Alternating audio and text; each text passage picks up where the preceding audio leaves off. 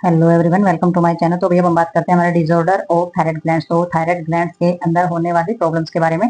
तो इसमें हमारा सबसे पहले आ जाता है हाइपरथायराइडिज्म। तो हाइपरथायराइडिज्म हमारी कौन सी कंडीशन होती है? तो हाइपरथायराइडिज्म एक ऐसी कंडीशन है जिसमें ओवर एक्टिव हो जाता है हमारा थायराइड ग्लैंड्स और प्रोड्यूस करता है excessive amount of the thyroid hormone. तो थायराइड हार्मोन्स का जरूरत से ज्यादा सेक्रेशन होना कहाँ पर? Circulate in the blood. Blood के अंदर थायराइड हार्मोन का जरूरत से ज्यादा सिक्रेशन होना, हमारी ये जो कंडीशन होती है ये हाइपोथायरिज्म कहलाती है।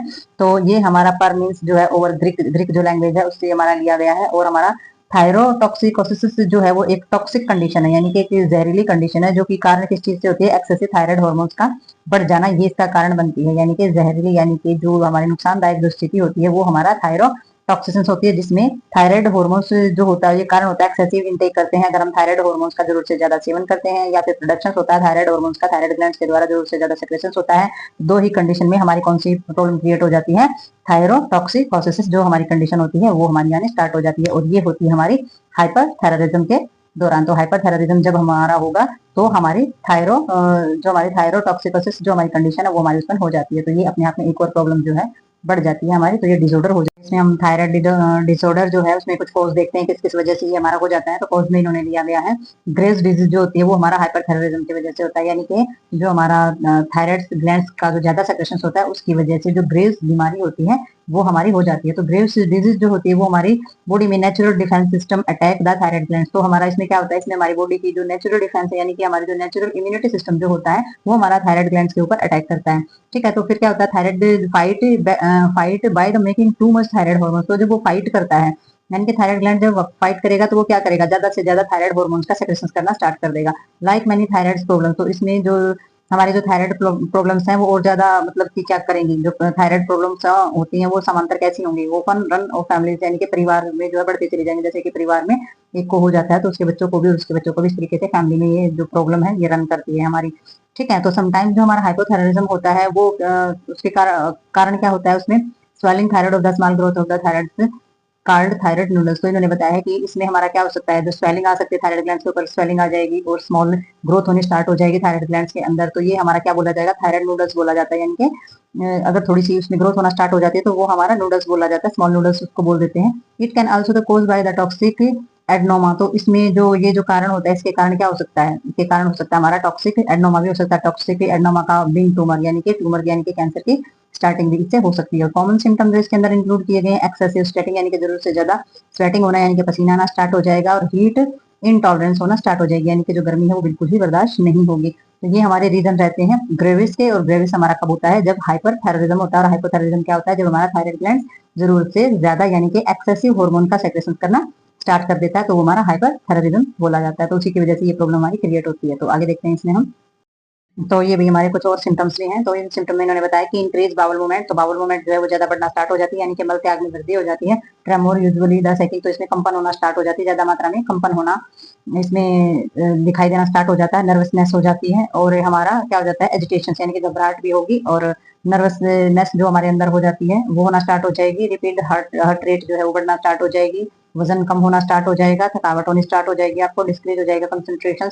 ठीक है, तो आपका मन और ध्यान जो है वो कंसंट्रेशन जो है बिल्कुल कम होना स्टार्ट हो जाएगा, और इनरेगुलर हो जाएगी slight of the menstruation flow, यानी कि मासिक धर्म जो होता है वो भी हमारा डिस्टर्ब हो जाएगा, इरेगुलर हो जाता है। तो ये हमारे कुछ सिम्टम है थायराइड ग्लैंड्स के, हाइपरथायराइडिज्म के, यानी कि थायराइड ग्लैंड्स के ज्यादा मात्रा में सेक्रेशन करने से प्रॉब्लम क्रिएट होती है जो।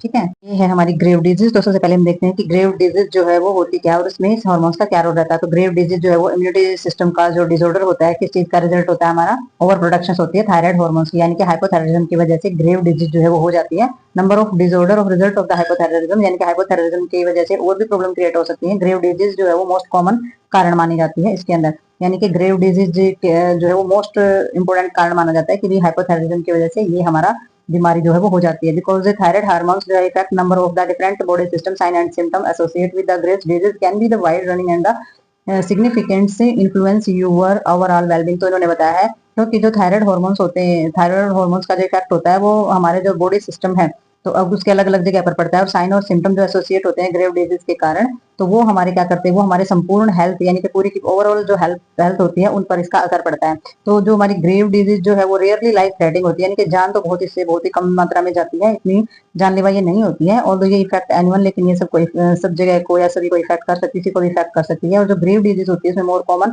वुमेन्स के अंदर ये होती है, और 40 वर्ष की जो एज होती है उससे पहले ये हो सकती है। तो ये हमारी ग्रेव्स डिजीज है जो होती है हमारी हाइपरथायराइडिज्म के कारण। तो हाइपोथायराइडिज्म होने के और भी ज्यादा और अलग से भी कारण हो सकते हैं, बट ये कॉमन।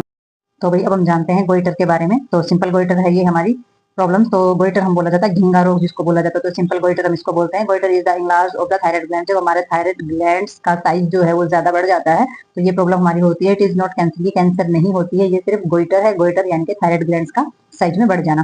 कारण क्या क्या रहते हैं इसके डिफरेंट काइंड ऑफ गोइटर। तो इसमें हमारा सिंपल गोइटर जो भी इन्होंने बताया है, goitre can occur for no unknown reason और when the thyroid glands is not able to produce the enough thyroid hormones to meet the body's need that thyroid glands make up for this by become larger। तो इन्होंने बताया है कि जो हमारा simple goitre होता है वो किसी अन्य कारण से भी हो सकता है। जब हमारा थायराइड ग्लैंड जो होता है वो एबल नहीं होता है इनफ थायराइड हार्मोन्स को, जो थायराइड हार्मोन्स का जो सेक्रेशन कर रहा होता है वो इनफ नहीं होता है, यानी कि वो कम पड़ जाता है, तो हमारी इस तरीके की प्रॉब्लम क्रिएट होती है। और थायराइड ग्लैंड जो है उसका जो जब वो बड़ा हो जाता है तो वो भरपाई करने के लिए थायराइड ग्लैंड जो है उसका साइज जो है वो बड़ा हो जाता है।